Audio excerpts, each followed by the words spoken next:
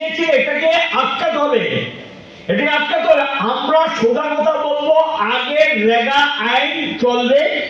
বর্তমান নতুন যে রেগা আইন নতুন আদলে আনা হয়েছে, এটা সর্বনাশকারী আইন, এটা আমরা মানি না। এবং সেখানে গিয়ে আমাদের দিক থেকে পরিষ্কার বলতে হবে যে 200 দিনের করতে হবে, 100 দিন ছিল এটাকে 200 দিন করতে হবে, আর মজুরি করতে হবে 700 টাকা। ট্রেড ইউনিয়ন গুলো বসেছে গত 10 তারিখে বসে, তারা একটা ইস্যু করেছে, সেন্ট্রাল গভর্নমেন্টকে জানিয়ে দিয়েছে 200 দিন এবং 700 টাকা মজুরি আমরা চাই। ট্রেড ইউনিয়ন গুলো সেখানে তারা জানিয়ে দিয়েছে। আরেকটা যেটা ভয়ঙ্কর বিল এসছে, বিদ্যুৎ বিল 2025, এটাও সর্বনাশ করে দেবে।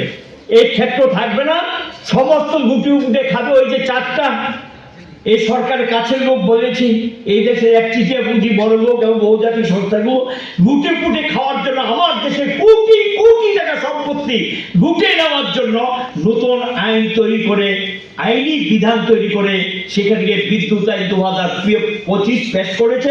সম্ভবত পার্লামেন্টে এটাকে পাস করানোর চেষ্টা করে ইতিমধ্যে পার্লামেন্টে নোটিশ হয়ে গেছে। 28 তারিখ সম্ভবত পার্লামেন্ট আসবে। এটাকে আমাদের আটকাতে হবে এবং সেই জন্য আমাদের উদ্যোগ নিতে হবে। শ্রমিক কল্যাণে অর্থ নেই, টাকা নেই, কিন্তু টাকার তো অভাব নেই।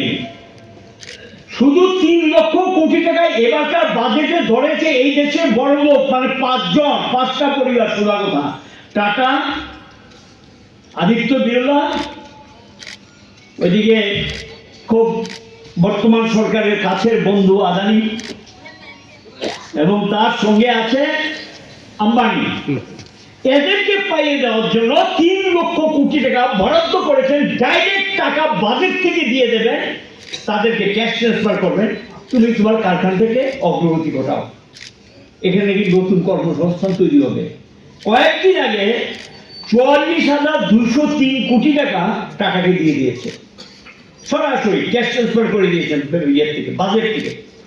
আর মজার ঘটনা হলো কি, এটা পট্টপট্টিকে বেরিয়েছে, আরটিআই করে, কায়দা কানুন করে বের করেছে।